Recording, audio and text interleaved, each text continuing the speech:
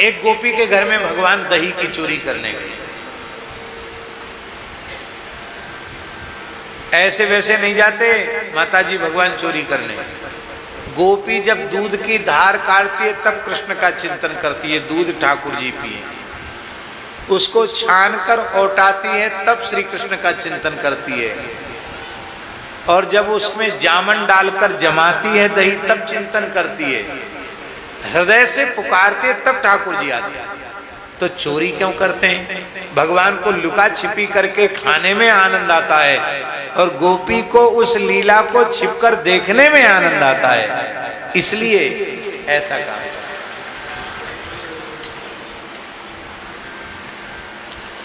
तो बालकृष्ण प्रभु उस गोपी ने बढ़िया, खूब बढ़िया मिश्री डाल के दूध औटाया।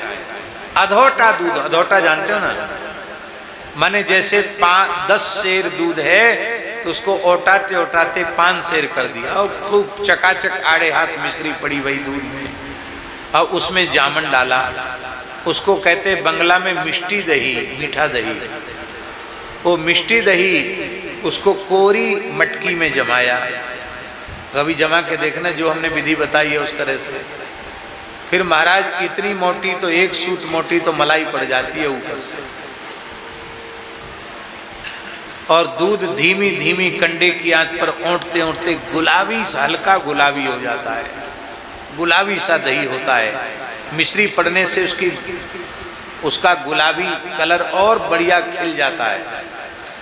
ऐसा सुंदर मिष्टी दही उसने रखा। बालकृष्ण भोग लगाने, तो बालकृष्ण प्रभु आए, एक पीढ़ा पर बैठ गए, लकड़ी के पीढ़ा पर। माखन का माट खोला और ऊपर ऊपर की मलाई उतार उतार के बड़े प्रेम से, वाह वाह वाह, कितनी सुंदर मलाई है, कितना सुंदर माखन है, खा रहे थे। गोपी छिप कर देख रही थी, बहुत आनंद का अनुभव कर रही थी। जब उसने समझ लिया कि खूब पा लिया इन्होंने, तब धीरे से गई और हाथ पकड़ लिया। जैसे ही हाथ पकड़ा तो बालकृष्ण प्रभु एकदम भोरे बन गए।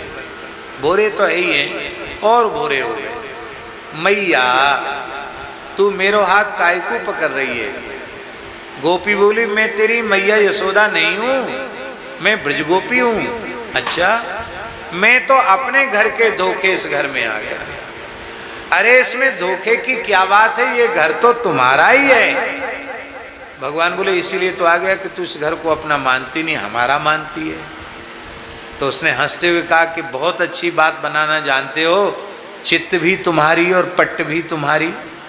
देखो ये तुम्हारा घर है, ये बात मैं यहाँ से नहीं, यहाँ से कह रही हूँ, पर यहाँ अंधेरे में आकर क्या कर रहे थे? भगवान बोले, देख गोपी, तू अब बड़ी बूढ़ी है और तेरे बालक अभी उनको ब्याह भयो ना है, विवाह हुआ नहीं।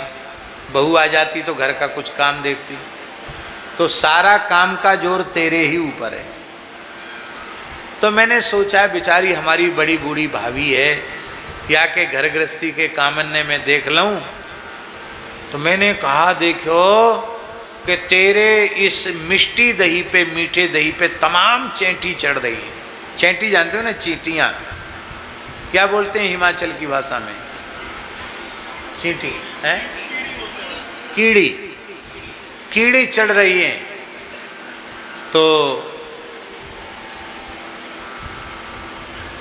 तो मैं यहां बैठकर चेंटी बीन रहा था, कीड़ी बीन रहा था। तो गोपी ने कहा, कहाँ है कीड़ी बताओ? अब का धरिए, वो सब अपने अपने बिलों में घुस गई। अच्छा, तो चेंटी बीनने में तुम्हारे उंगली के अग्रभाग में दही लगना चाहिए, पूरे हाथ सने हुए हैं, ये क्या? ठाकुर जी बोले, देखो ये जो हमारी मैया यशोदा ने पद्मराग मणि के कड़ूला धारण कराए हैं ना, कंगन, वो सूर्य की किरणों से तप करके गर्म हो गए। हमको किसी अच्छे वैद्य ने बताया कि दही की तासीर ठंडी होती है, तो थोड़ा भीतर घुसा कर ठंडे कर लिए, इसलिए दही लग गया। अच्छा चलो ये भी ठीक है, पर तुम्हारे मुख पर दही कैसे लगा है? तो भगवान बोले, जब मैं चैंटी बीन रहा था ना, कीड़ी बीन रहा था, उसी समय एक चैंटी मेरे हाथ पे चढ़ते चढ़ते चढ़ते चढ़ते, गोपी बोली कहाँ तक चढ़ेगी? अरे बोले बीच में टोका मत मारे भाई, ठिकाने तक तो पहुँच जान दे। चढ़ती चढ़ती चढ़ती चढ़ती चढ़ती चढ़ती जब मोहड़े तक पहुँच गई तो मैंने सोची, अरे ये चैंटी या मैं न रोकूंगा, ये तो मेरे मोहड़े में घुस जाएगी। मैंने जैसी भगाई, बस मोहड़े पे दही लग गया। और तू ही बता, दही जैसी अमृत वस्तु मुख के अग्रभाग पे लग जाए तो वाय चाटवे में कछु दोष है का? कऊ पोथी में लिखी कि दही नहीं खाना चाहिए। अरे खाएवे की वस्तु तो दही दूध ही है। पुराने लोग स्वस्थ क्यों थे? ये तरह तरह के मिर्च मसाले नहीं खाते थे, घरों में दही दूध का खाना था, दूध दही घी का खाना था, तो वे पूर्ण स्वस्थ रहे। हम एक ऐसी बात आपको सुना रहे हैं, एक परिवार में वृद्ध पंडित जी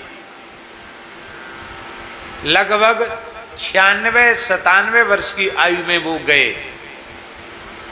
तब तक, सच्ची घटना सुना रहा हूं आपको, तब तक 3200 दांत,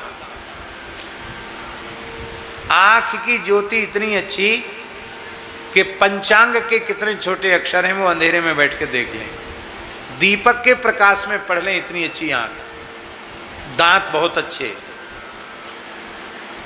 शरीर में कहीं कोई विकार नहीं, एक पैसे के भी दवाई नहीं खाते थे, एक पैसे की दवाई। पर साधना क्या थी उनकी? 24 घंटे में एक समय भोजन।